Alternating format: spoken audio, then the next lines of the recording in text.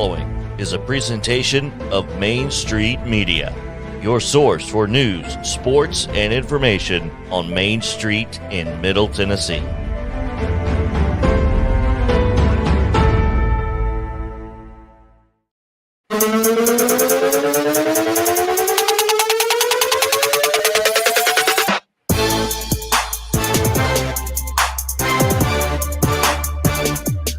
Welcome in to this Monday edition of Main Street Sports Today. Chris Yow alongside the Hall of Famer and Tennessee Sports Writer of the Year, Maurice Patton.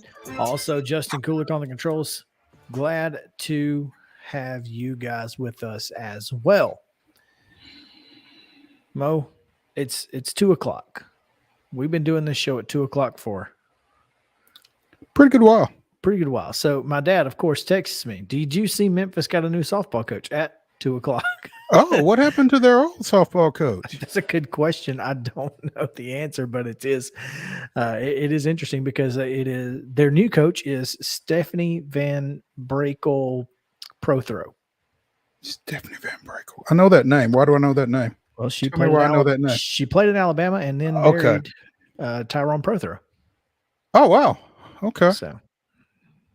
So Memphis has a new softball coach. That's not our top story, but Chuck coming in with the with the late breaking news here at 2 o'clock. Is he angling for an ad to our credits or something? Is he wanting to get paid or something or what? Yeah, I think he's trying to grab some cred here. Something, yeah. So Natalie Poole, I'm looking at something on Extra Inning Softball from June 16th. Memphis and head coach Natalie Poole are parting ways, the school announced on Thursday. Again, this is from June 16th. She was at Memphis for 11 years, went 241 and 340, 58 and 146 in conference play, whichever conference is plural they were in. They made the American tournament semifinals in 2018, finished with 37 wins. Previously, she had been at Georgia Southern for 7 years, which now employs friend of show Sharon Perkins. That's right. And before that, she was at McNeese for 3 years. And Chuck may or may not know this, but one of the reasons that this kind of holds my interest is because Memphis has played in the Mid-State Classic for the last couple of years, and I'm pretty sure they were scheduled to come up here again in 2023 and play Karen Weekly and Tennessee out at Ridley Park. So when we were talking with Ralph Weekly about that, he mentioned a couple of other teams. Was that for 24 and 25? I'm not sure. There have been mentions of, trying to get some other SEC teams in here. The one time that they did get Auburn up here for a midweek was when we had amazingly cold weather and they were unable to play, but they are always trying to get the best and most compelling matchups that would involve UT for that event. And with it being midweek and that kind of thing, it's kind of tough to get another conference team in here. But Memphis, that was kind of the goal, wasn't it? I mean, not obviously this move and this is completely off the rails. Oh yeah, we've gone way off the rails in the first 3 minutes. Thanks, Chuck. But the Mid-State Classic was supposed to be Tennessee and Memphis, right? I mean, meeting in the middle. I think that they kind of liked that idea that they got Tennessee and then they tried to find an opponent for them. I think Belmont was the first game. MTSU has been there for a few games. Memphis, again, has been the most recent opponent, but I don't know that there was necessarily an established UT versus Memphis or UT versus anyone. Gotcha. That event kind of predates me, and then I was kind of left out of the loop on some of it once I did get here. So, but anyway, Natalie Poole no longer at Memphis. Stephanie Van Brakel Prothro. It's a pretty good get for them, I would think. Where had she been, Chris? At Alabama. She was an assistant. Yep, she was an assistant under Pat Murphy, and that's it. It's a big get. It really is. Yeah. So, good for her. Good for Memphis. Right. Congrats. Right. I really enjoyed the opportunities that I had to work with Natalie Poole and hope that things work out for her the way she wants them to. But yeah, like you said, I think this is a good get under the circumstances for Memphis. So again, thank you, Chuck, for rolling us off the rails. Throwing big old monkey wrench right in the middle of Main Street Sports today, right out the gate. A screwball, if you will. If you will. Rather than a curveball, since screwballs are far more prevalent in softball than well, I dare say we stayed on it and drove it though. So we did in fact. Hey, our top story today does come from college football though, as the Associated Press top 25 poll has been released and Tennessee not in it, but they are the first team out. The first team not in it. Yeah. That's Tennessee with 180 points, I guess, is tops the list of others receiving votes. BYU with 234 points is at number 25. And as we have become accustomed, the top 25 definitely has a Southeastern Conference flavor. 3 of the top 6 teams, 6 teams in the top 25, and 6 teams among others receiving votes. If I know keeping count at home, that's all but 2. That's all but 2, exactly. Yeah. So, even I can do that math. Well, I was going to do it for you because I know that you've often been promised that there would be none. But I have, in fact, and you guys break that promise far too often. Yeah. The only time I like math is at the end of the high school football season when if-then statements are involved. That's it. That's the only time I can handle it. For somebody who doesn't like math, you really do get into that if-then stuff. I really do. Let's assume wait until the last Friday night when it's all done with and print out the brackets. But it's because I go back to my roots as a when I was learning how to do the basic elementary coding in computer class in 2003 or whatever. Isn't that was something? That's the only thing I can remember is if then. That's it. So there you go. So yeah, as in the AFCA coaches poll, Alabama is number 1, followed by Ohio State, Georgia, Chris's favorite team, Clemson, and Notre Dame. Texas A&M coming in at 6. Scroll down to number 19 where you find the Arkansas Razorbacks, our favorite out of the SEC West, if not Alabama, followed by Kentucky and Ole Miss. And then among others receiving votes, you've got Tennessee, LSU, more on them later in the show, Mississippi State, Auburn, Florida, and South Carolina all receiving votes. So, albeit 2 for South Carolina, still receive votes. It's interesting because you just said that Arkansas is our SEC West favorite, if not Alabama, and yet number 6 Texas A&M is like, hey, what about us, right? Well, that we said what we said. And that's the thing about preseason polls. It's certainly interesting. I fully expected Oregon to be in the top 10, just if for nothing else, ratings. You are the second person that I've heard or read say that. I saw someone else say that they expected Oregon to be in the top 10 for TV ratings, but I don't know who's voting with that in mind necessarily. I mean, I get you conspiracy theorists and that kind of thing, but I don't know. No, not you. Me. Not you. Yeah. But I mean, I don't know who's casting their vote with that in mind. I mean, you've got Utah out of the Pac-12 at 7. I don't know that Utah necessarily has the national gravitas that Oregon has. So, I mean, I see your point there, but Utah 7, Michigan 8, Oklahoma 9, and Baylor 10. How about the Big 12 though? I mean, Ohio State, Michigan in the top 10. I'm talking Big 12. Oklahoma, Big 12. Baylor, I'm and sorry. Oklahoma State all there together at 9, 10, and 12. I'm sorry. I got my 10s and 12s mixed up. Well, yeah. And in this day and age, rightfully so. Well, and considering neither of them has the number of teams that they quote in their titles. So Tennessee will get a chance early with that trip to Acrisure Stadium, where they'll take on Pitt. That was very difficult for me to remember, Mo. I'm glad you remembered it. I had an argument with a guy on TikTok about it because a guy from On 3 Sports said that Tennessee was going to go up to Heinz Field, and I was they're not. Not Heinz Field. No, they're not. And this guy, this Pittsburgh fan, was like, "Yes, it's Heinz Field." I was like, "Okay, you're probably not wrong." As long as the structure is there, it's going to be Heinz Field to somebody, huh? Absolutely, it's just like Troy State.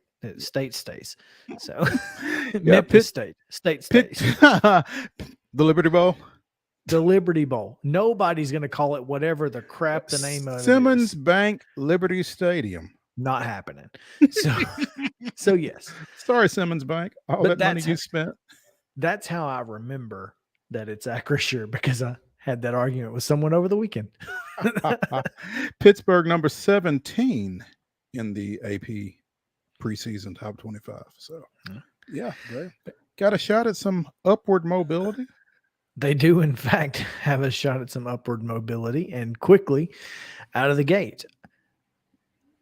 All right, Mo, we've Thanks, we've Chuck. gone through it all. We have not quite completed everything that we probably wanted to say about the AP Top 25, but hey, we got plenty of show to go, so we're going to do that. Mm-hmm. But first, we're going to get into the weekend's results, Mo, and today's schedule, which today starts high school sports across the state of Tennessee, which means the rundown from now on gets a little lengthy. So let's get into it. This is the Rundown.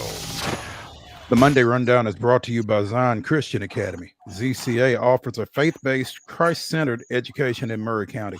Give them a call today at 931-388-5831 or visit zioneagles.org to schedule your appointment today. Zion Christian Academy, prepared for college, equipped for purpose. Over the weekend in pro baseball action, the Braves down the Marlins on Friday 4-3, and the Cardinals down the Brewers 3-1.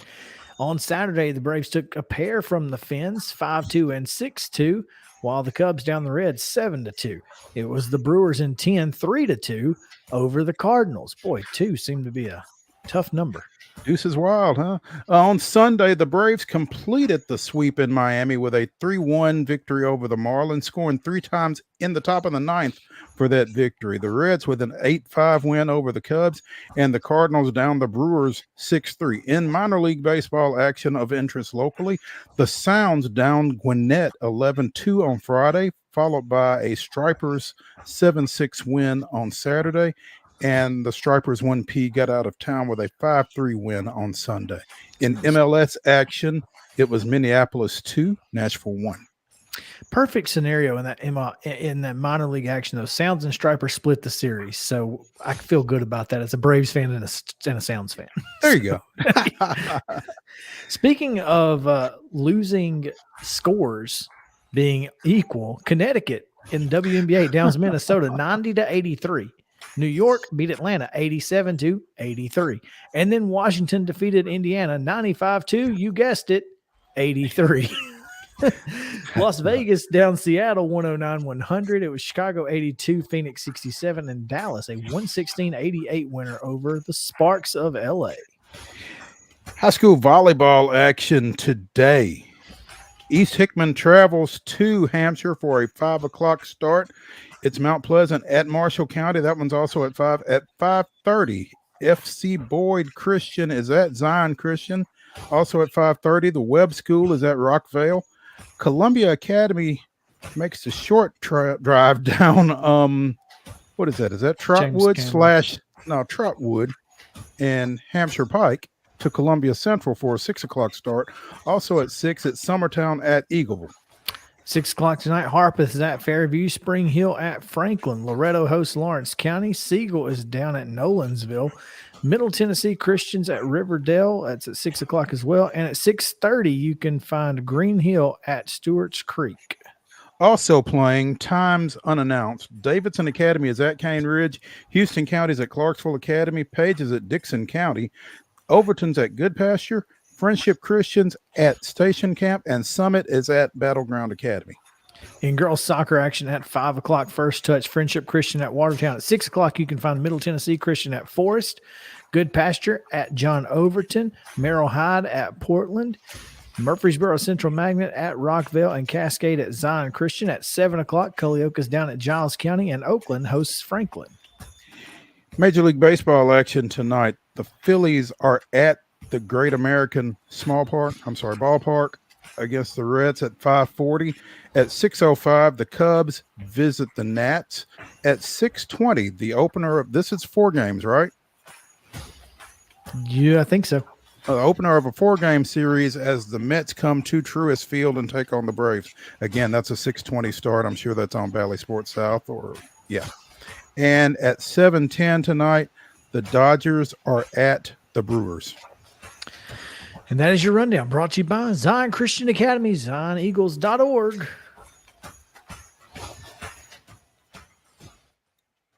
All right, that's going to do it for segment 1. We're going to take a quick break. When we come back, TSSAA voted on the proposal that we talked about last week. We'll tell you how that ended up.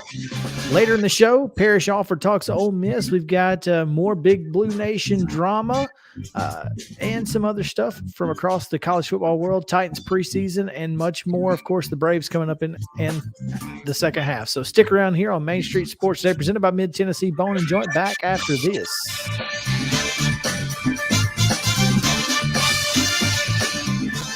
Mid-Tennessee Bone and Joint treats your orthopedic injuries and existing conditions. Our trained physicians will get you back in the game faster. Contact us at 931-381-2663 or www.mtbj.net.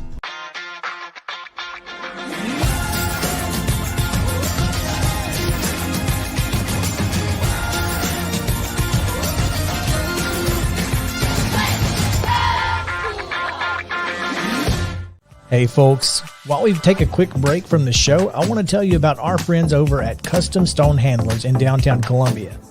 Ed Rich and his team at Custom Stone Handlers believe in leadership.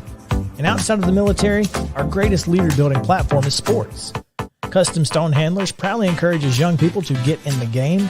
You can contact them today at 931-490-4990 or visit CustomStonehandlers.com. Jones & Lang Sporting Goods here in Columbia has been outfitting teams, officials, and anybody else from T-ball to college for 50-plus years. Be sure and check them out at 931-388-8060 or online at jonesandlang.com. Jones & Lang Sporting Goods, the look of a winner. Zion Christian Academy, ZionEagles.org or 931-388-5731. You can schedule your appointment. Go tour their campus. It is beautiful over there, and you're definitely going to want to see it. Again, it's ZionEagles.org. Give them a call, 931-388-5731, and schedule your tour today. Are you an enthusiastic sports fan? Want to have fun and get in on the action? Heck yes, that'd be awesome. Have great attention to detail? Want to stay active? Definitely. Want to give back to the student athletes in your community? Obviously, yes. Then you'd make an excellent high school sports official.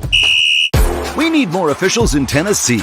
Because with no high school officials, there are no high school sports. Sign up today at highschoolofficials.com. Mid-Tennessee Bone and Joint has been the official sports medicine provider for Murray County Schools for more than 40 years. We specialize in orthopedic injuries, and our Ortho Quick walk-in service lets you bypass the ER. Visit us online at www.mtbj.net.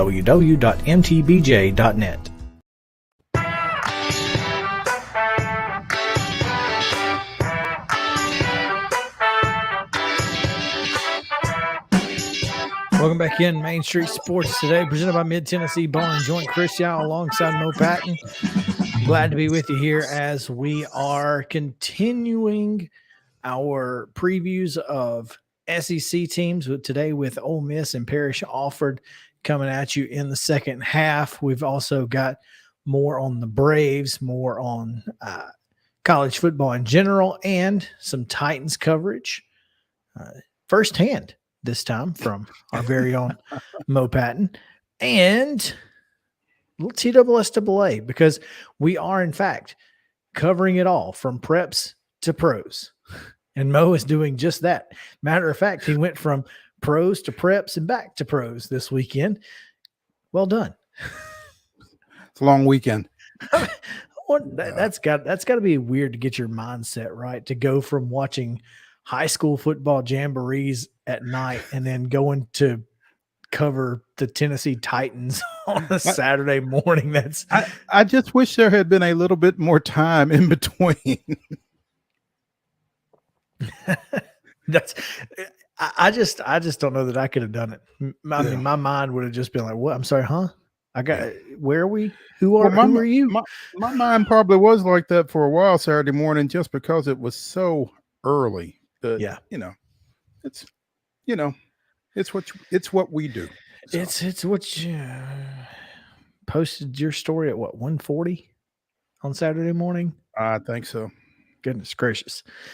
Good for you. TSSAA met today and discussed and voted on the proposal that we talked a little bit about last week that would have changed the district and region, I guess, schedule / format for a couple of classifications in baseball, softball, and a couple of other sports. That proposal did not pass most, so we will get the same classification cycle for 23-24 and 24-25. Yeah, they typically approve 4-year classification cycles. With the pandemic that was going on, the last time they voted on this, they opted to vote on a 2-year, I don't know, sub-cycle maybe. I don't know, to maybe split it up and just see if there was any kind of impact on enrollments and that kind of thing, and then come back and revisit for 23-24 and 24-25. In the meantime, you had a executive director change and you had some other ideas come up, and we talked about the idea of 4 classes for boys and girls basketball, baseball, and softball, basically. And instead of splitting those evenly, to maybe make some adjustments to allow Class 2A and Class 3A were going to be a little bit bigger, and Class 1A and Class 4A were going to be a little bit smaller. Is that the way that was going to shake out, Chris? And apparently that, like you said, was voted down. We don't know what the vote was or what came to a vote after discussion, but in the minutes from today's meeting, it says they voted to extend the current classification cycle. So that will be the current classification format as well, I assume. I wonder how much just the lack of time to study that had to do with kind of saying, this may be a good idea, but we need more time to figure it out.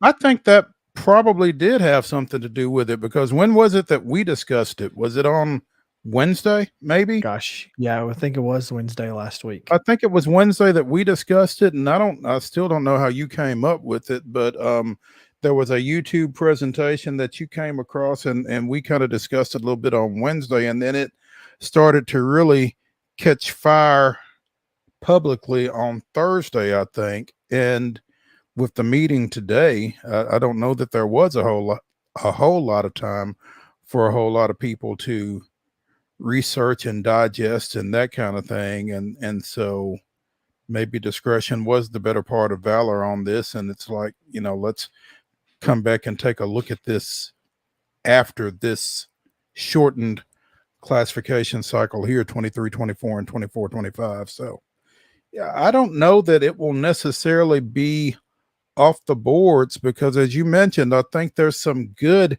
to that concept. I just think it's enough different that it's going to take some time for folks to kind of wrap their heads around it. Yeah, and when you start talking about, changing the number of state finals participants and state tournament participants to 4 and that sort of thing, people are going to get angry, and I get that, but also it kills a lot of birds with that particular stone as far as the timing is concerned, how long we got to be in Murfreesboro, et cetera. So I don't know. Not that we have a problem with being in Murfreesboro. No, but I mean, adding that extra day certainly does add expense. And I think that's, it's important to note too. I mean, of course, that's on another level. That's not what coaches are worried about, for sure. No, they're worried about opportunities for their kids to compete at that level. And, as particularly for basketball, I guess it's everybody's dream. It's everybody's aspiration to get to the glass house. And so when you start minimizing the number of opportunities for teams and for athletes to do that, there's certainly going to be some pushback. No question. Speaking of the glass house for just a second, Chris, did you see? I didn't know if we wanted to talk about that today or wait till tomorrow. We probably should wait till tomorrow, but trust me, go out. If you're on Twitter, go to @MT Athletics. There's a nice little video on there on some Murphy Center improvements. And if you are any kind of way an MTSU fan, you're going to like it. Yeah, it really is cool. I agree with you 100%. And tomorrow we can show that video when we have Chip Walters on, because I'm sure he will want to talk about that and some of the other things going on at Middle Tennessee State. But yeah, you're right. I get that, but also I think the fact that there would be fewer teams in that classification, I think once you get to 4. I mean, 4 of 67 is probably the right number for a state tournament. I mean, look, I don't know if there is a right number. I think that's part of the conversation there. I mean, how do you decide what the right number is? I mean, you've been taking 8 out of, I honestly could not tell you how many schools you're talking about that you've been bringing. It's around 100 quarterfinalists. So it's around 100. When you have 3 classes, it's that 90 to 110 in each class. In each class. So when you basically cut that in half, taking 4 makes a lot of sense. Mm-hmm. And if we're gonna have 4 classes, and there's gonna be an extra gold ball involved, I think sometimes you got to give a little to get a little. So that's. Because right now it certainly seems like the coaches are getting and the players are getting all the benefits, which is great that they get those benefits. But sometimes there's another side of the coin that you have to look at, and expenses are part of that, finances are part of that. And if you want 4 gold balls, then only 4 teams get to play for it in Murfreesboro.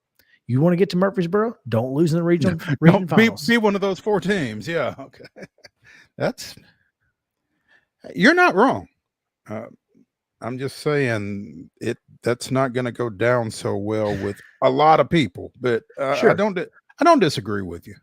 I just think sometimes you got to give to get, and compromise is not a bad thing. I'm all for compromise, especially in this situation. So we either got 3 classes and 8 teams, or 4 classes and 1 and 4 get 4 teams. Sorry, we've always taken 32 teams, or I'm sorry, 24 teams. We've always taken 24 teams. So you said there would be no math, and now I see why. We've always taken 24. We're going to go back to taking 24. And here's how we're going to do it. Yeah. Hold on. Wait a minute.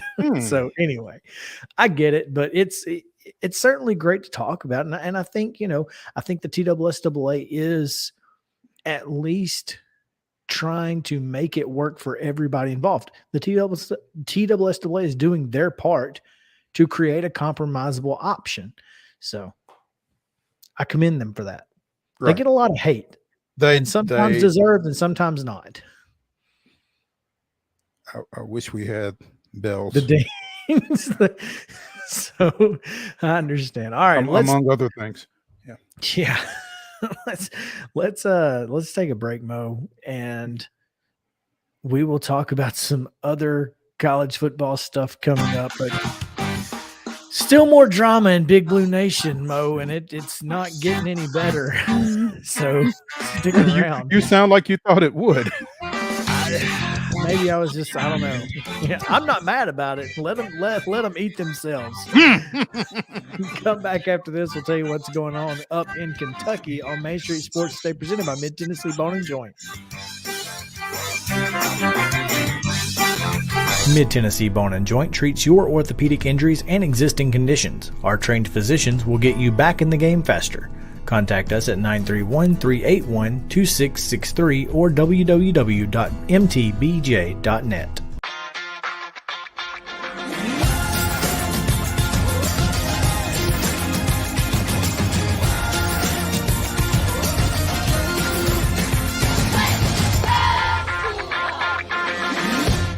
Hey folks, while we take a quick break from the show, I want to tell you about our friends over at Custom Stone Handlers in downtown Columbia. Ed Rich and his team at Custom Stone Handlers believe in leadership. And outside of the military, our greatest leader building platform is sports. Custom Stone Handlers proudly encourages young people to get in the game. You can contact them today at 931-490-4990 or visit CustomStonehandlers.com. Jones & Lang Sporting Goods here in Columbia has been outfitting teams, officials, and anybody else from T-ball to college for 50-plus years. Be sure and check them out at 931-388-8060 or online at jonesandlang.com. Jones & Lang Sporting Goods, the look of a winner. Zion Christian Academy, ZionEagles.org or 931-388-5731. You can schedule your appointment. Go tour their campus. It is beautiful over there, and you're definitely going to want to see it. Again, it's ZionEagles.org. Give them a call, 931-388-5731, and schedule your tour today. A game without a crowd is just a scrimmage. A performance without an audience is just a rehearsal. Without your presence, high school sports and the performing arts aren't possible. Ensure that these essential extracurricular activities continue to enrich the lives of students in Tennessee. Purchase a ticket to your local high school's game or performance. This message presented by the TSSAA. Mid-Tennessee Bone and Joint has been the official sports medicine provider for Murray County Schools for more than 40 years. We specialize in orthopedic injuries, and our Ortho Quick walk-in service lets you bypass the ER. Visit us online at www.mtbj.net.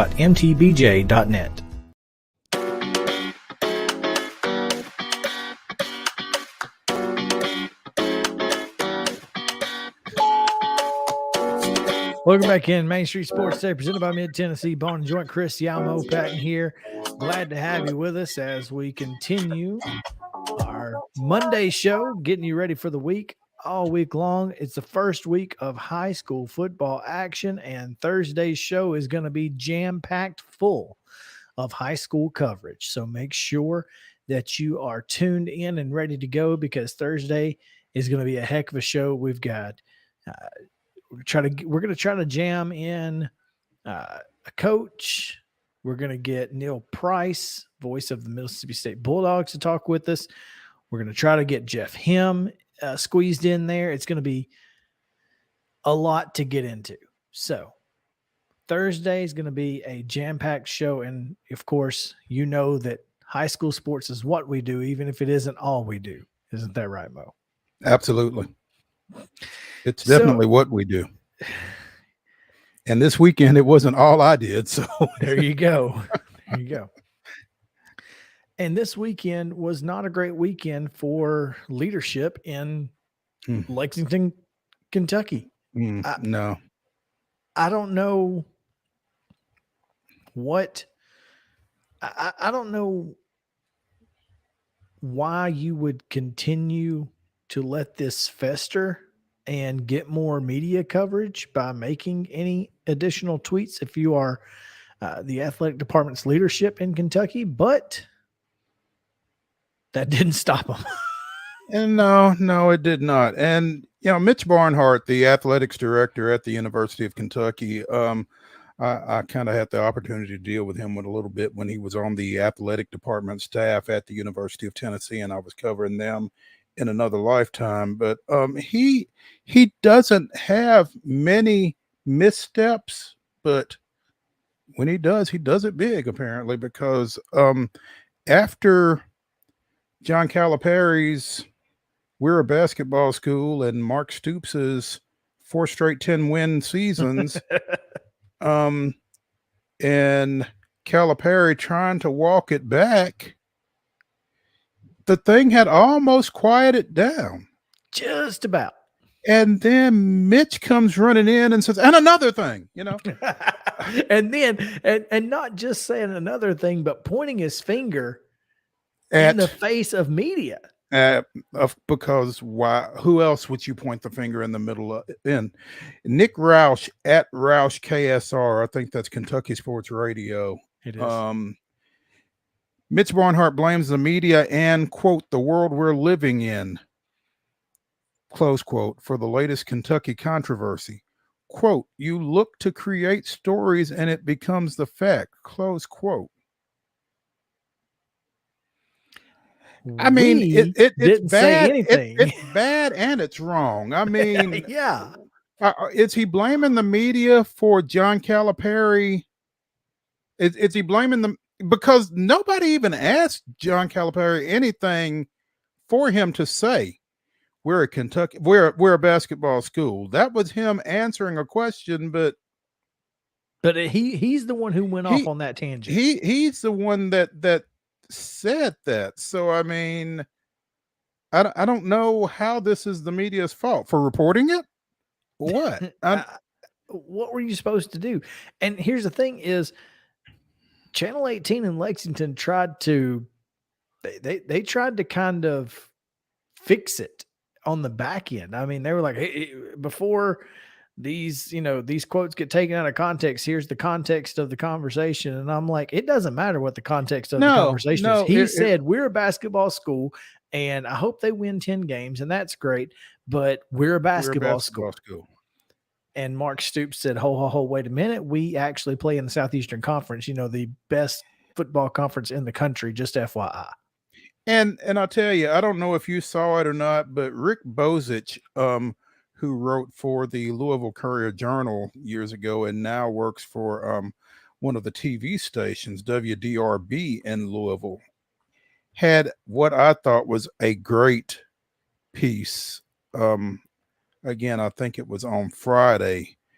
It's headline, sorry, Cal, but Kentucky is a football school in 2022. Everybody better be. And golf clap. Yeah, exactly. Ding, ding. Nobody is realigning conferences for basketball. Now, I mean, I'm sure the Big Ten is excited to have UCLA basketball, but that's not what precipitated that move. I'm sure the SEC is excited to have Texas and Oklahoma basketball. Texas probably more so, but that's not what precipitated that move. All of these moves are being made for football. Period. And full being stop. And being good at football is important to the success of your basketball program, whether you're a basketball school traditionally or not. That's the thing. If your basketball team, especially if they're not doing great, and let's face it, Kentucky has not been great over the last 5 years since their national championship run. The fans and the donors of Kentucky basketball are not going, you said this on Friday, they are not going to be as forgiving of John Calipari as they are Mark Stoops. So you can't go creating enemies when you already don't have many friends. You can lose games, and I mentioned this at Titans practice earlier today. You can lose games, and you can not be a good person. We'll go that way, but you can't do both. That's right. In Bozich's piece, I don't believe Calipari intended to demean the Kentucky football program or the women's national championship volleyball program or the surging UK swimming and soccer programs or any other UK program. But Calipari does not grasp how out of touch basketball school talk is in 2022. Every Power 5 conference school is a football school. Football drives television contracts. Football drives conference realignment. Football drives athletic departments' revenue. This is not this is not Mo, and forgive me ahead of time. This is not your Kentucky. This is not your dad's Kentucky. This is not the world we live in anymore. And to Mitch Barnhart's point, he's right. It is partly the world that we live in that but makes it's not this the media. But that is what makes this a story, is because the only basketball school that exists right now is Kansas. Period. They are the only school in the country who can find a landing spot if the Big 12 were to go away or they wanted to leave the Big 12. They could find a landing spot based on the basis solely of on their basketball program. Yeah. Nobody else can do that. Period. Indiana? So, I don't think so. I mean, Indiana's basketball program hasn't been very good in the last decade and a half. Yeah, no, they've not. I mean, from a tradition standpoint, perhaps, but yeah, you're right. In terms of current success, yeah, right now, a Power 5 with a Power 5 football school program on campus. I mean, obviously, there's, I guess, UConn, but those type things that's a whole different can of worms. Mm-hmm. But with a Power 5 football program right now, Kansas is it. Sorry, John. Hate it for you.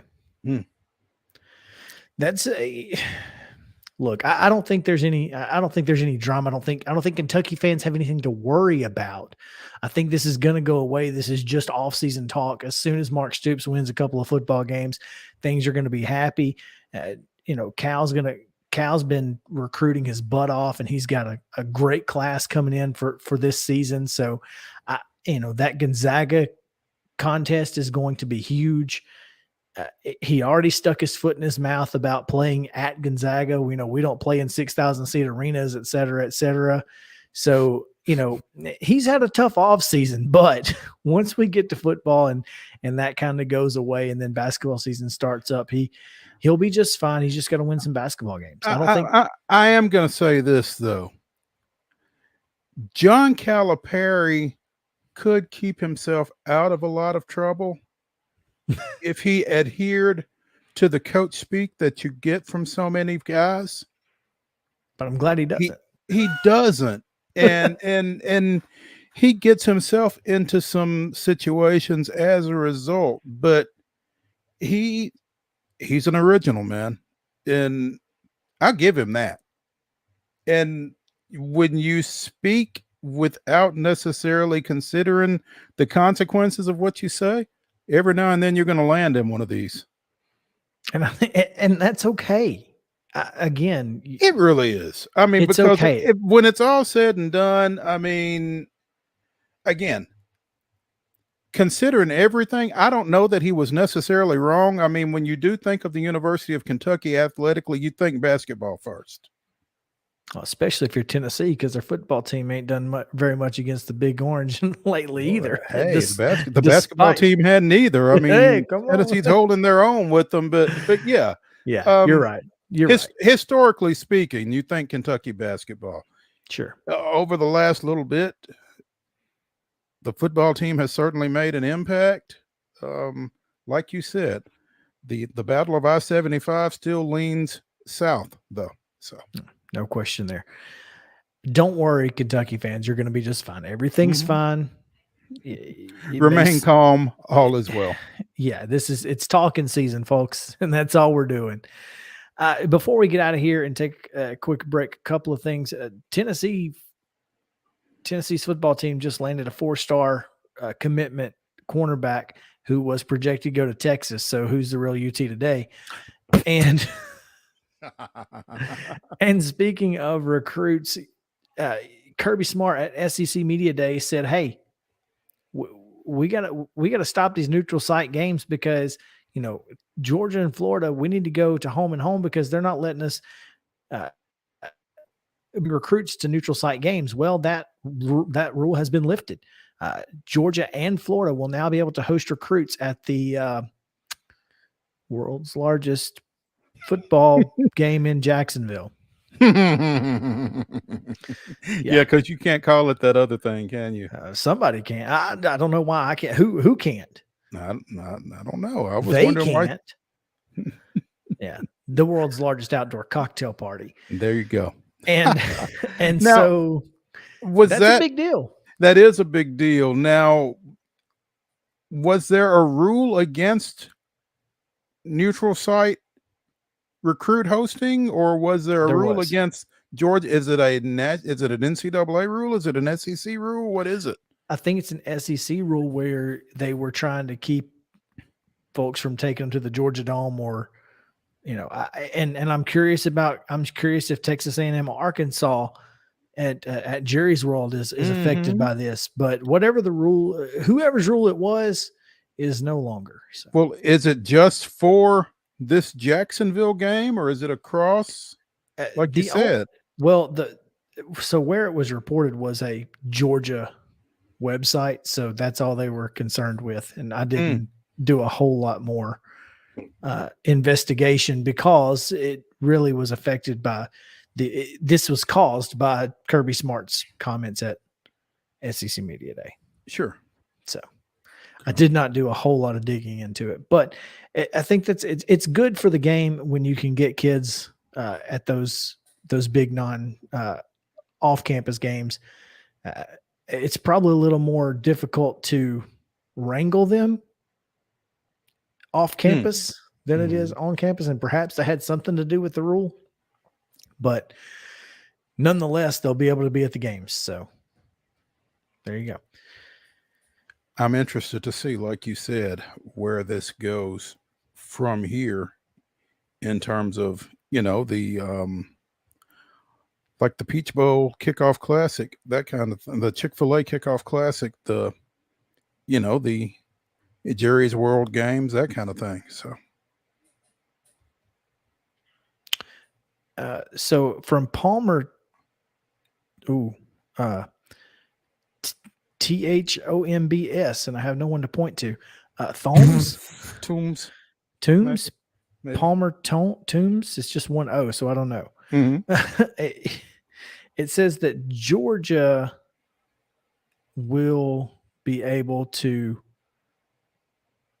host recruits on an annual basis. We have since learned that only the designated home team is able to do so. Okay. Being able to provide tickets for recruits without any contact. Okay.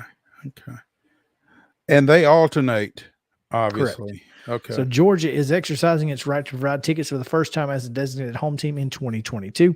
The SEC amended its rules back in 2012 to allow the home team to give tickets to recruits for neutral site games. But at the time, according to Bleacher Report, citing quotes from Georgia Athletic Director Greg McGarity, he and Florida AD Jeremy Foley reportedly agreed not to do so. So apparently it was not an SEC rule. It was just a Florida Georgia rule. Yeah. Well, both Jeremy Foley and agreement, huh? Yeah, Jeremy Foley and Greg McGarity made that agreement in 2012, and neither of them are there anymore. So, well, did neither of them share? Did McGarity not tell Kirby? Nobody told them. They were like they just let them keep believing that was just a rule. Nobody said, "Hey." And maybe that's what Sankey said. It's like, yo, that ain't us. Hey, it's not on us, man. We did. That's not our rule. What are you talking about? I got no idea what you're talking about, bro. Kirby goes back to the 80s. Always be like, I went up there and made a fool of myself, and you just didn't read the rules. Well, you didn't either, Kirby. I didn't say it. You did. Exactly. Wow. Anyway, let's take a break here. We are, Justin, we're going to skip halftime today, but you can do the short break that you normally do. So just give us a short break here and we'll come back and talk a little Braves action. How about that? On Main Street Sports Today, presented by Mid-Tennessee Bone and Joint. Back after this.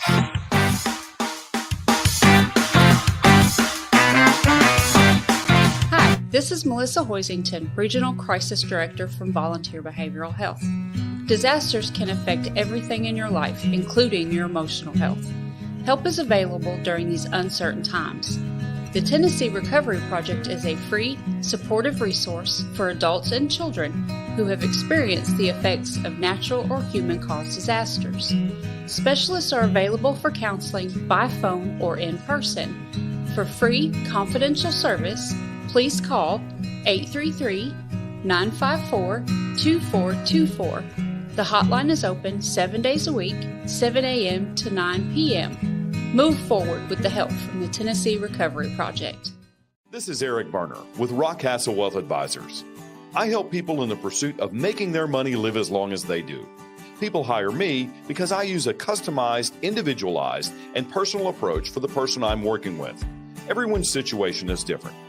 If you've lost a spouse or a parent and want to make sure your inheritance is utilized and does not just disappear, I can help with that.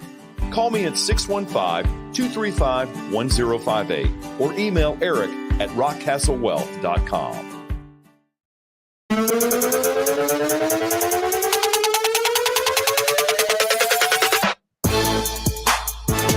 We're back in Main Street Sports Today, presented by Mid-Tennessee Bone and Joint. Chris Yao alongside Mo Patton. Oh, there we go.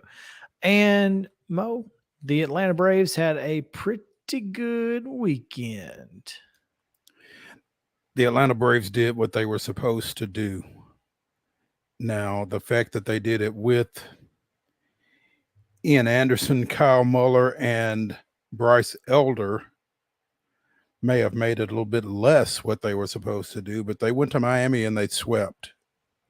And they've now won their last 6 following their quick 2-game series sweep up in Boston. So they're feeling pretty good. Things get significantly harder starting tonight. They do, in fact, get a little more difficult as the New York Metropolitans will make their way down to Atlanta. But, you know, Marlins folks are, and rightfully so, pretty upset right now. Craig Mish, who covers the fish. Yeah. Wow. He said, look, the Braves just swept the Marlins and did not pitch their 4 best pitchers. Any of them. Their top 4. I mean, Bryce Elder didn't throw Freed, didn't throw Morton, didn't throw Kyle Wright or Spencer Strider. and won 4 ball games. Wow. And currently the Braves picked up a game and a half over the weekend, by the way. And saved the best for last because they were down 1-0 through 8 innings yesterday. Okay, so yesterday I tweeted because I thought Morton was going. I said, Braves have won 3. It's the last game of the series. Morton's throwing today. Well, they don't know that it's daytime when it's a dome. There you go. Load up on the Marlins. I saw the pitching matchup and I said, I'm going to go load up on the Marlins money line and over 7.5 runs. We get to the 8th inning. Oof. And it's 1-0. And it's 1-0. And so I start looking at the live betting and I was like, okay, so we get to the end of the 8th. Braves are plus 220 to win. So I hedged. Mm-hmm. And I put the same amount on the Braves to win as I had on the Marlins to win. Well, the Braves were plus 220. The Marlins were plus 110.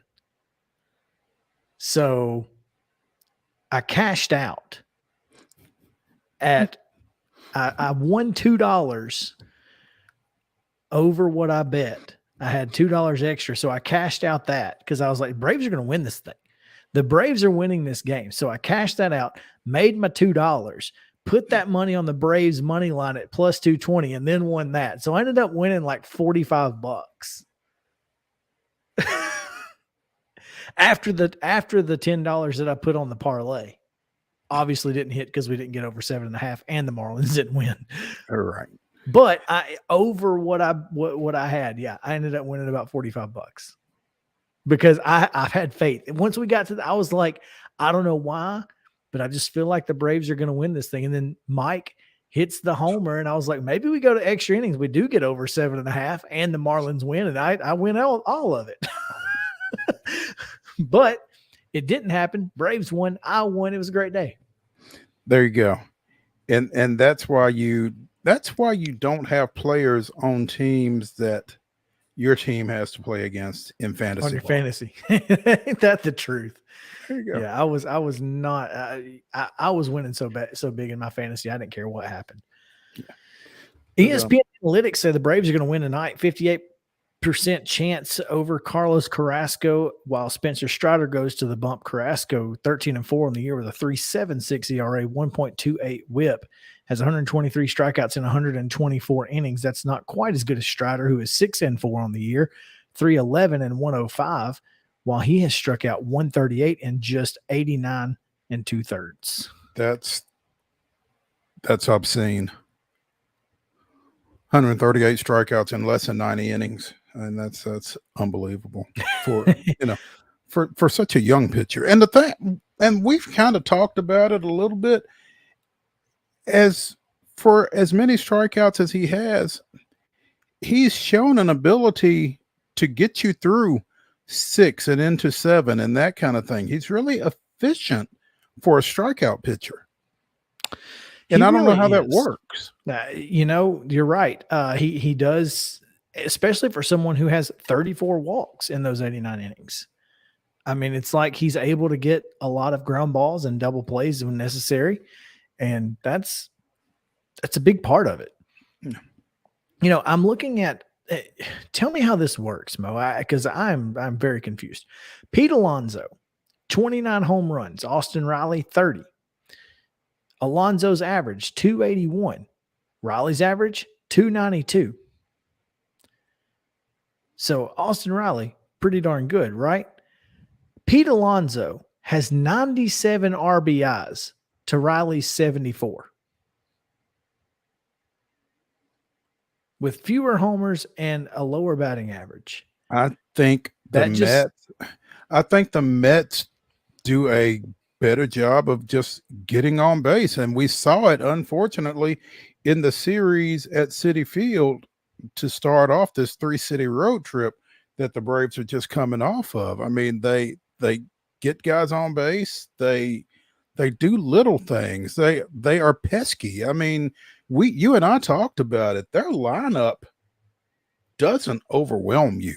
I mean, they've got Alonso and they've got Lindor, and McNeil was an all-star, and he's okay, but they don't strike you as championship caliber offenses until you look at the numbers. No question. Braves are a favorite tonight, minus 147. Mets plus 125. The over-under is 8 runs. Man, interesting. Ooh. In the last 10, the Mets are 8-2, while the Braves are 7-3. Of course, they've won their last 6. Hitting 274. The Mets are hitting 279. Of course, the Mets played the Phillies and the Braves played the Marlins. So take from that what you will. All right. It's gonna be a great 4-game series. I am looking forward to it. I mean, this is just gonna be another great series, but this is one the Braves have got to find a way to win 3 of 4. You've got to pick up ground before the Mets leave, and you certainly can't lose 3 of 4. Oh no, they have to gain ground here if the NL East is in play at all. I agree completely. All right. Before we get out of here, Mo, it is time to tell us what happened this day in Braves history. August 15th, 1955, Warren Spahn's solo home run in Milwaukee's 12-3 rout of St. Louis, his third of the year, gave the crafty left-hander a round tripper in every National League ballpark. He might be the last major league pitcher that's done that, by the way. Spahn also tripled in the contest, going 3 for 5 and scoring twice while driving in as many runs as he allowed in the complete game victory. Man. Hashtag pitchers who rake. And they won't let that kid from that kid they drafted hit. Come on, man. Could be the next Warren Spahn, right? Could be the next Warren or Max Fried. Yeah. All right, that's going to do it for this day in Braves history and the Braves segment, brought to you by Insert Your Business here. Make sure to contact us if you want to be part of the show. We'd love to have you. When we come back, Parrish Alford previews the Ole Miss Rebels on Main Street Sports Today, presented by Mid-Tennessee Bone and Joint. Y'all stick around.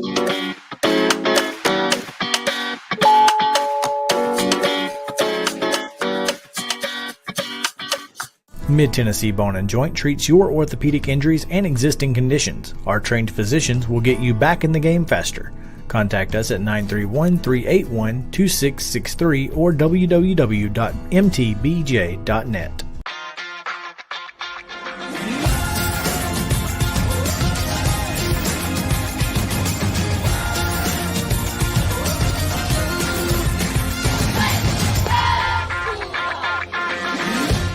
Hey folks, while we take a quick break from the show, I want to tell you about our friends over at Custom Stone Handlers in downtown Columbia.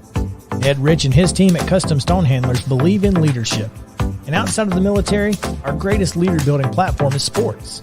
Custom Stone Handlers proudly encourages young people to get in the game.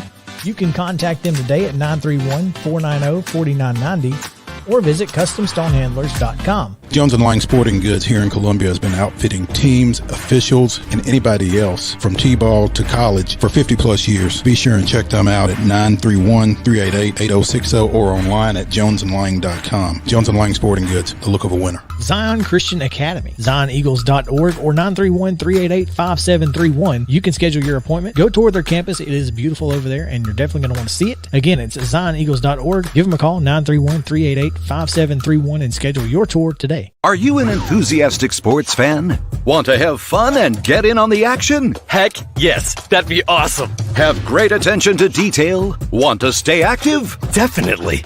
Want to give back to the student athletes in your community? Obviously, yes. Then you'd make an excellent high school sports official.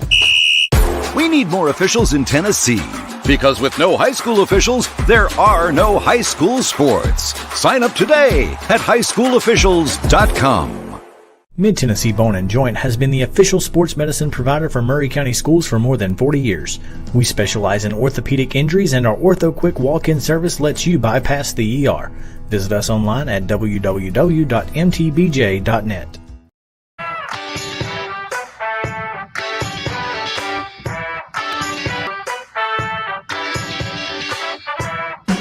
Welcome back in Main Street Sports Today, presented by Mid-Tennessee Bone and Joint. Chris Yao alongside Mo Patton. And we continue our coverage of Southeastern Conference football and previewing each team in the conference, as we are excited to welcome in Parrish Alford, who comes to us to talk a little Ole Miss, as he's a columnist for the Northeast Mississippi Daily Journal. Find him at Parrish Alford on Twitter. Looking forward to this one, Mo, because it's always fun to talk about Lane Kiffin in Tennessee. Yeah, and who better to do it than the 2021 National Sports Media Association Mississippi Sports Writer of the Year, Parrish Alford. Parrish, appreciate you spending some time with us, man. I'm glad to be here, guys. How are things going there in Nashville? Hot. Well, Hot. when I'm there, I'm looking for hot chicken. So, it's a lot of things hot there in Nashville. I heard the Brave segment there, man. Let me ask you real quick. Where does the MLB talk in Nashville stand these days? Right here. In terms of a franchise coming is what I'm asking. Yeah, it's still, I don't know. They've been looking at Oakland. I think there was some talk about Baltimore earlier this year, maybe moving here. I think that's kind of calmed down. I don't know what the plan is. The Sounds are in a stadium that was kind of backed by the city that's less than 10 years old. I don't know, realistically, Parrish, I don't know how that happens unless somebody's willing to put a lot of their own money into it, I think. But, you're the first person that's asked me what I thought about it, though. Chris, what do you think? Honestly, it's got legs, but hopefully they'll just keep treading water for a while. I don't want to see it. We have a lot of transplants here, and honestly, when you're talking about trying to completely create a fan base of people who are already rabid fans of other major league teams, I just don't know that it's possible. And baseball is such a sport that it's not like hockey where you can go and just enjoy the night and that sort of thing. I think you'd have trouble getting fan support citywide, I think. 81 dates. 81 dates. That's a lot of dates. That's what I've always said. So I don't know. Well, I'd come up for one. Okay. Well, sure. I mean, I would go, but I don't know that I could be a fan of the Nashville Stars because I am an Atlanta Braves fan, and always will be. Yeah, so many folks have allegiances to other teams that it's going to make it interesting, to say the least. But if there's anybody that knows more than what we just said, give us a shout. Welcome to it's. They've got some names. I mean, they've got names behind them. Absolutely. They've got a huge vat of people who are all for it. But I don't know. Yeah. Your turn, Parrish. What are you expecting out of life after Matt Corral? Well, I think that's been a big question around these parts and an uncomfortable answer, I guess, in this competition, as no one seems to have taken a leg up, so to speak. That might have changed after the scrimmage on Saturday when Jackson Dart, the USC transfer, turned in a performance with no turnovers, 2 touchdowns, pretty good completion percentage, moved the team well. Lane Kiffin didn't have much praise for either of his 2 main competitors in that competition, being Dart and another sophomore, Luke Altmaier, a former 4-star prospect and one-time Florida State commit. And the dark horse here is a guy who was like a program signee under Matt Luke, and you knew he was going to need to come in and get stronger and develop, and he's done that. He's had a really good spring, a really good camp. His name is Kincaid Dent, but it's hard to really pencil him in as a serious candidate right now because he just hasn't been getting those first-team reps. Those have gone primarily or almost exclusively to Altmaier and Dart, and Saturday could end up being a key dot on the timeline for Dart if he builds off of that performance. We saw Altmaier in the bowl game, and clearly he was kind of uneven in his play, but I thought you saw enough to kind of feel like he had a chance. How has he built on that performance, do you feel like? Well, I think he's again shown that he has a chance. I think you could look at him and see potential. You look at him and think, man, this could work, but it hasn't been a camp where he has taken complete control of the competition, where he's really separated himself and he just hasn't won the job in the 2 weeks or really taken steps that way. He's a little different quarterback, a little pocket passer, showed some nice touch in that Sugar Bowl in relief of Matt Corral. Dart, when he's in, gives them a little more threat outside the pocket. So I don't know. That's a big part in Lane Kiffin's offense. Certainly, it has been in his first 2 seasons with Matt Corral. So I think if Dart can do that and can protect the football and make some plays, it's going to be. I think he'll be the starter. Speaking with Parrish Alford of the Northeast Mississippi Daily Journal here on Main Street Sports Today, presented by Mid-Tennessee Bone and Joint. Parrish, we talked about the AP Top 25 that came out today earlier in the show. Ole Miss coming in at number 21 in that poll. Given the quarterback situation, what are voters basing that on? No, so many of these polls right now are based on what you accomplished last year. Maybe Ole Miss would be a little higher in the poll if they were coming in settled at quarterback, as Arkansas is. But that's not where the Rebels are. They think they have some potential at that position, be it Dart or Altmaier. I look at this Ole Miss team, Mo, and maybe they're basing it on the idea that this team has reloaded through the transfer portal. They've got like 17 or 18 transfers at key positions on both sides of the ball. Anytime you bring a new guy into the program, there's some sort of risk involved, no matter what he's achieved at other levels. You know, you're putting a kid in new surroundings with new teammates. There's going to be a period of acclimation. But, you know, Ole Miss has brought in some guys who have been able to achieve at other levels. Ulysses Bentley at running back, Zach Evans at running back. They were at Bentley at SMU, Evans at TCU, very established players there. I think Ole Miss will be very strong in the run game again and very deep at running back, as they were last year when 3 guys carried the ball. But it'll be 3 brand new guys. You know, another name to watch is going to be Quinshawn Judkins, a freshman. I think they're going to be solid on the offensive line. They returned some experience there. They're starting to build some depth, some guys who have been in the program for a little while now. I think they have a good chance to play well there.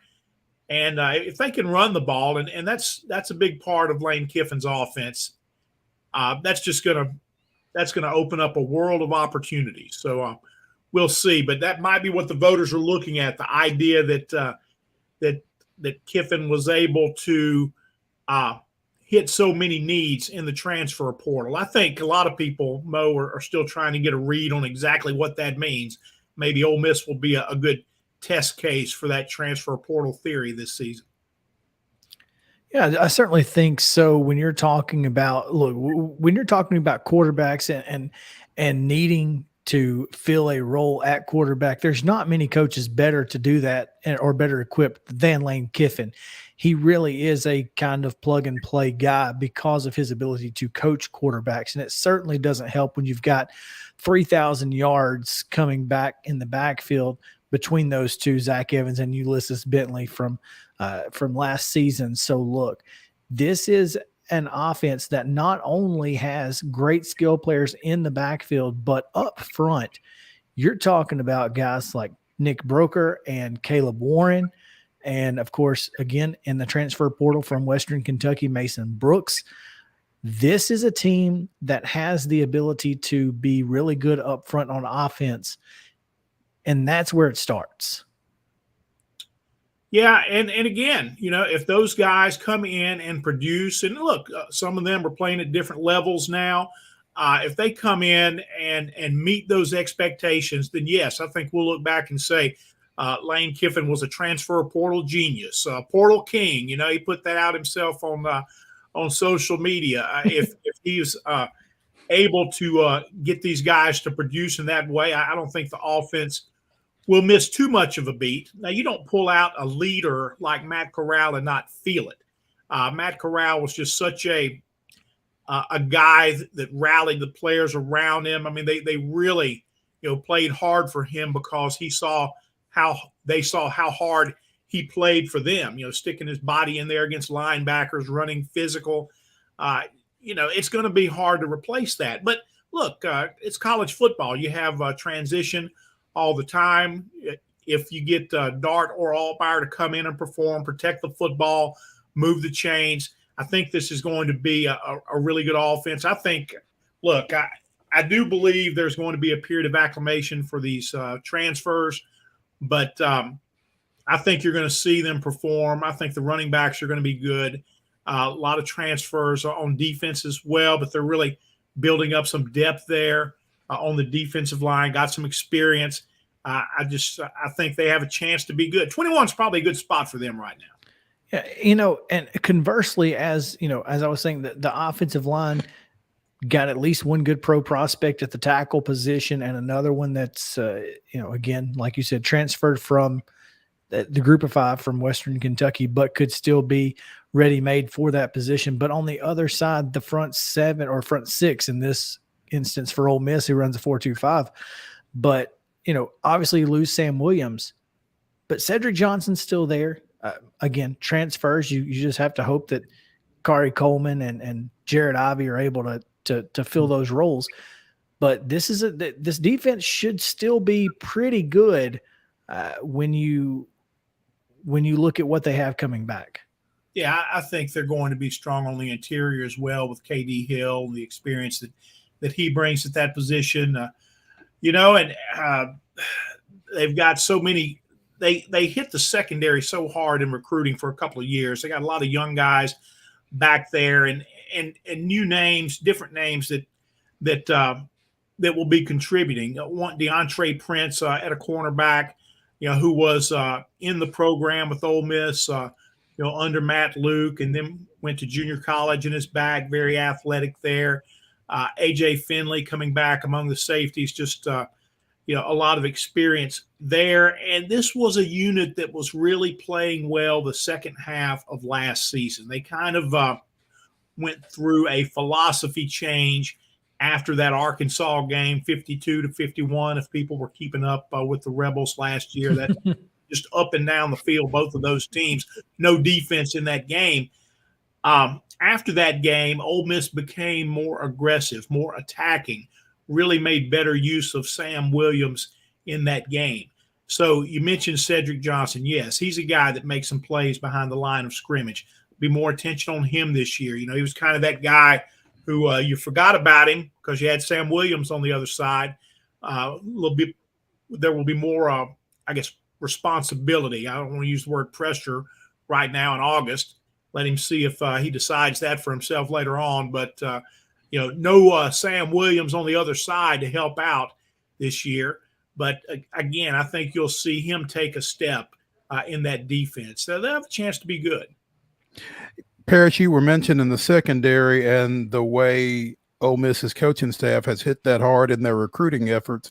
We would be remiss if we didn't ask you about the freshman from East Robertson High School up here in our area, Taylor Groves. As a incoming freshman, I don't know if you're seeing very much of him, but what have you seen anything of him? I haven't. Honestly, okay. I've been up to a couple of practices and haven't seen that much on the personnel front behind the starters, the guys that most people are familiar with. Sure. Okay. All right. Speaking of Lane Kiffin's offense, Mo, they went out and found a punter on campus. Pretty sure that he was at a frat house or something, as Lane Kiffin said. They found him at a frat house, Kappa Tappa Keg, and. But not that they need one. 49 attempts on fourth down last year, converted 31 of them. That's got to be the reason that Lane's just like, hey, find somebody who can get it done when we got to get it done. Is that accurate, Parrish? They led the nation in fourth down attempts last year, and they weren't bad in conversions. The success rate was like number 26 or 25, something like that. But man, the ones that they did not convert in some big games really stood out, as failed fourth downs will from time to time. Alabama, you're going for it a couple of times on your end of the field early in that game. Sometimes it looks like analytics and sometimes it looks like desperation. But he's not a guy who likes to punt a whole lot. And you go back and look, there was so much written about Lane Kiffin and his choices on fourth down and whatnot, and that caught a lot of attention last year.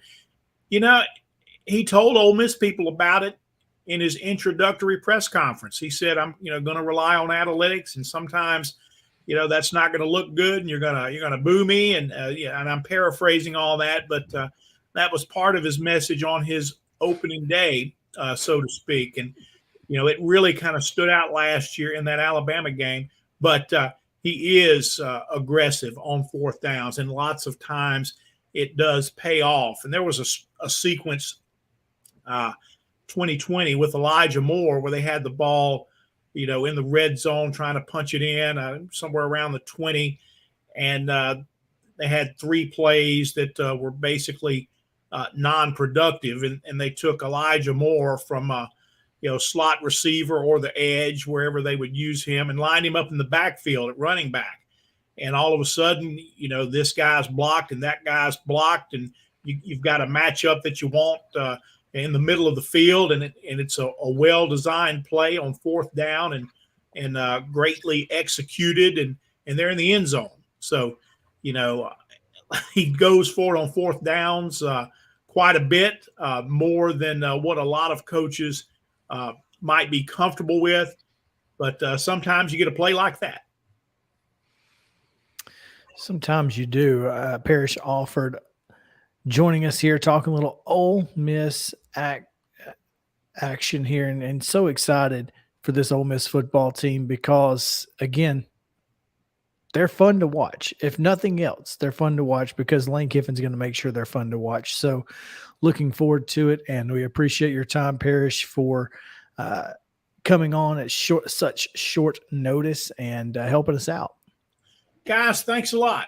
Y'all have a good day. Thanks, Parrish. You too. I like his description down there. It was Parrish Alford, friend of Mo. Yeah, it's good to have friends, especially friends that can talk to us about other college football programs. I had to go, Chris, and look up this punter, and there's an article on footballscoop.com, and Kiffin, being Kiffin, talked about it over the weekend. We got some conditioning work to do with my guy. Apparently, Charlie Pollock is listed at 6'1", 250, but this kid, he kicked D1. Kicked at Nevada. He's from Marietta. Originally signed out of high school with Nevada before hitting the transfer portal and winding up at Ole Miss. So. I wish I had the video available. I just don't have it. But there was a point in his press conference over the weekend or maybe on Friday where he said, I just told my guys to go on campus and find me somebody who can punt. And we found somebody who had kicked D1. Yep. And this guy was a 5-star according to Cole's kicking service, and that seems good. 15, top 15 punter in the nation according to 24/7 Sports composite rankings. So there you go. Yeah. Ole Miss starts its season at home against Troy. That's never easy. Then you've got Central Arkansas at Georgia Tech, Tulsa and Kentucky at home at Vanderbilt, then back home for Auburn before heading to LSU and A&M, an open date before the Crimson Tide come to town, and then you've got to go to Arkansas and at home again against the rival Mississippi State Bulldogs. So should be 8 to 9 wins in there. I think they could be 6-1 or 7-0 going into LSU. Coming out of the SEC media days, they were predicted 4th in the West in the preseason, behind Arkansas, ahead of LSU. So that's probably about right. There you go. So Ole Miss preview done and done. Let's take a quick short break. Justin, if you would, just make sure that we get our fine title sponsor, Mid-Tennessee Bone and Joint, in this next break. And we'll be right back on Main Street Sports Day, presented by Mid-Tennessee Bone and Joint.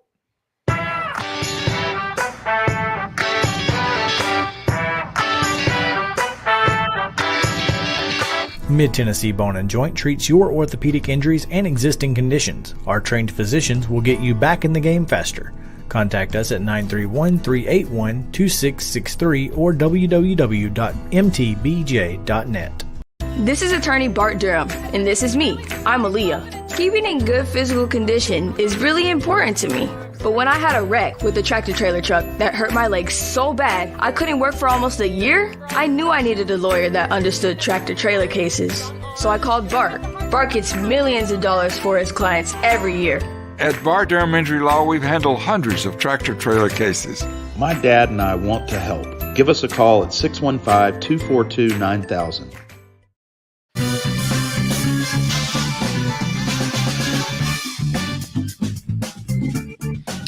Welcome back in Main Street Sports Day, presented by Mid-Tennessee Bone and Joint. Mo, final segment of the day, and we kind of saved this news for the last segment for whatever reason, but Miles Brennan, according to several reports at this point, including from his head coach, Brian Kelly, Miles Brennan has said he is done playing football and has effectively ended his collegiate career. Quarterback at LSU has been there for this would have been his 6th year. He's played in 30-something games, I think, over that time. So certainly probably I guess he wasn't getting first-team reps, and at this point, why am I here? And that's a fair question. You know, we talked to Scott Rabelais of the Baton Rouge Advocate, last Friday? Was it about LSU football? Yes. And he mentioned, the Arizona State transfer that had come in there and had kind of taken hold of that position, it seemed. And, you felt like Brennan was going to be, certainly in the mix there. And all of a sudden that wasn't necessarily the case. And so, yeah, like you said, when you get to that point where you've been there for as long as he had, when you've battled the injuries that he has and try to get back and it's just not working quite the way you'd want it to, then, hey, why am I here? So understandable. It's unfortunate, but yeah, you feel like maybe if he had a little more time to make a decision, he might have found his way into the portal and somewhere else, even if it wasn't, Power 5 or anything like that. But, also he's been hurt a lot. So this may just be a good time to dip out. So, and, the thing that sometimes we from the outside looking in forget is it comes to an end for everybody. Yep. And sometimes if you can dip out on your own terms, then there's kind of something to be said for that, as opposed to, continuing to beat your head against a brick wall. Jaden Daniels seems to have emerged. Garrett Nussmeier probably running with the twos, and you're a 6-year senior and you find yourself in that number 3 spot on the depth chart. He's probably already graduated. As long as he's been there, he's got a couple of degrees. Probably. Yeah. So maybe it's just time to get on with life, man. There you go. Absolutely. Finally, just want to mention that if you are looking for any Titans preseason coverage, you can find some from Mo on Titan Insider, no S, TitanInsider.com. Make sure to check that out. And plenty to go around, plenty of Titans coverage to go around. So a lot going on out there, especially in the wide receivers. I thought that was a fantastic story about about what Robert Woods, man. It's really good stuff. Oh, thanks, man. I appreciate it. Just trying to create some content while Terry McCormick was gallivanting up in the Northeast. So he took a few days off, and I got to go out there and pinch hit for him for a little bit. He should be back on the grind on Wednesday when they resume practice. They're taking an off day tomorrow. They've got a joint practice coming up this week with the Tampa Bay Buccaneers ahead of their Tom Brady. Yes, minus Tom Brady, ahead of their preseason game on Saturday at Nissan Stadium. So should be some interesting stuff coming out of there. And again, as you said, check out TitanInsider.com. I've got a couple of things up there. I should have something else up there before the end of the evening. And Terry will be back in the saddle on Wednesday. That's right. All right, we're going to head on out. Appreciate you guys hanging out with us here on Main Street Sports today, presented by Mid-Tennessee Bone and Joint. For Mo Patton and Justin Kulik, I'm Chris Yao saying have a great day. We'll see you tomorrow.